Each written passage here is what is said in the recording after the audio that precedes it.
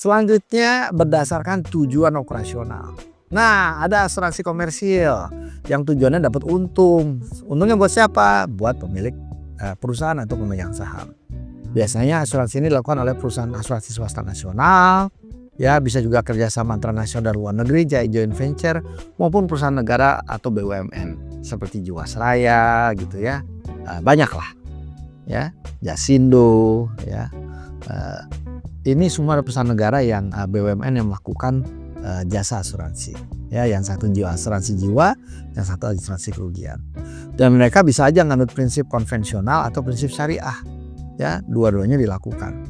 Tapi tujuan akhirnya jelas, cari untung ya.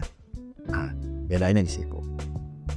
Yang kedua adalah asuransi sosial ya, yaitu asuransi yang menyediakan jaminan sosial bagi anggota masyarakat yang dibentuk oleh pemerintah berdasarkan peraturan-peraturan yang mengatur hubungan antara pihak asuransi dengan seluruh golongan masyarakat. Ya, ingat, golongan masyarakat itu ada yang kaya, ada yang miskin. Yang miskin ini harus di cover, nanti preminya yang bayar pemerintah.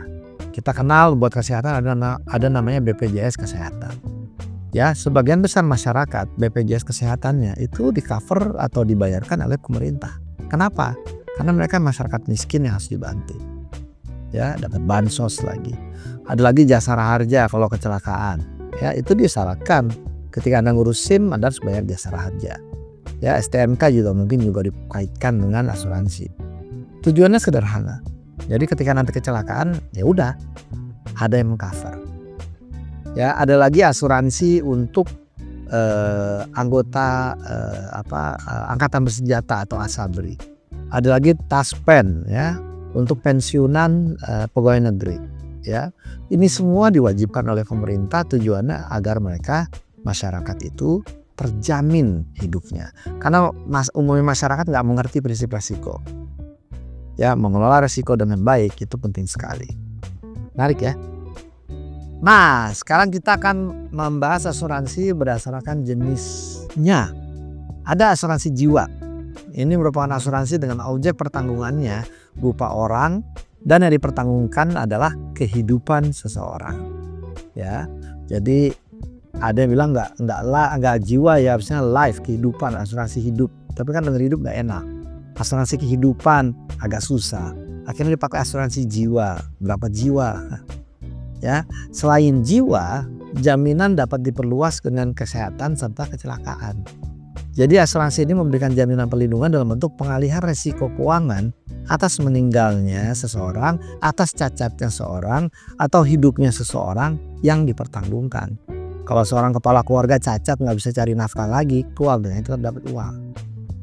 Akhirnya ada dihubungkan juga dengan pendidikan, misalkan ya. Jadi kalau anaknya nanti ada papa dan orang tua, ya anaknya akan aman. Lalu ditambah lagi dengan investasi atau tabungan, sehingga anaknya nanti kalau bapaknya tetap masih hidup, tapi buat anaknya begitu dia masuk SD keluar uang, begitu dia masuk SMP keluar uang, begitu dia masuk SMA keluar uang, begitu dia kuliah keluar uang.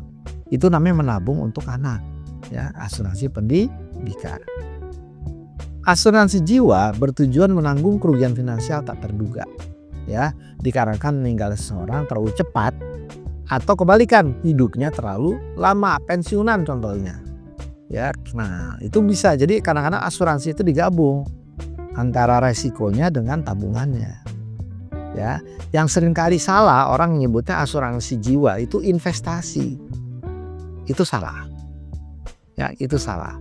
Asuransi jiwa bukan investasi, dia tabungan ya, dia tabungan.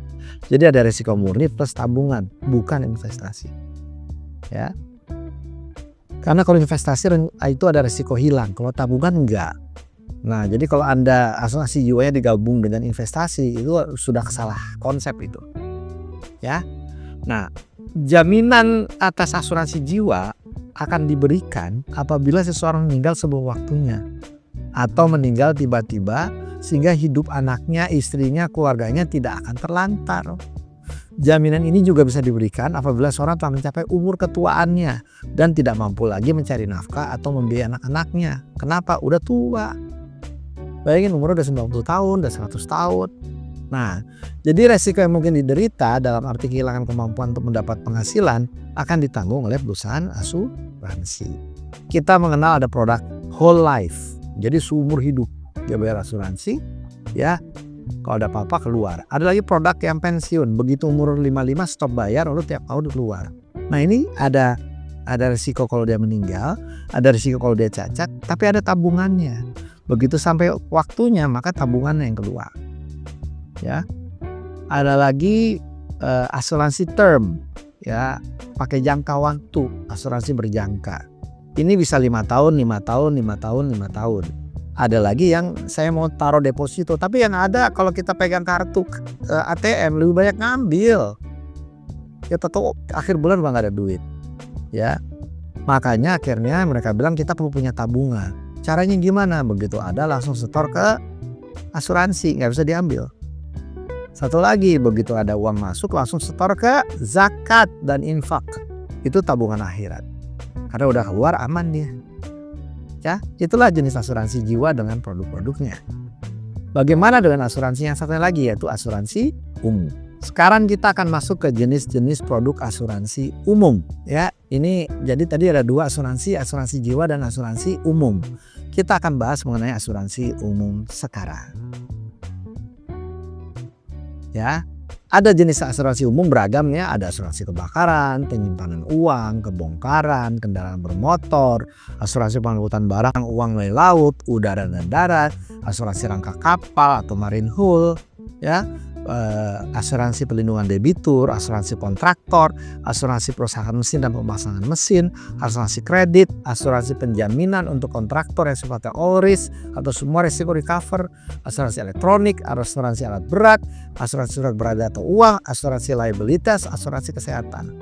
Ini adalah jenis-jenis asuransi umum ya yang sifatnya adalah untuk mengcover kerugian kalau terjadi resiko. Ya, jadi bukan orangnya yang dijaminkan tapi sudah di luar orang. Ya, aktivitas bisnis, barang-barang dan sebagainya. Inilah jenis asuransi umum. Kita akan bahas ini ya di video yang selanjutnya. Semoga cukup jelas ya teman-teman tentang perbedaan jenis asuransi tadi sesuai dengan bagan yang di awal. Sampai ketemu di video selanjutnya.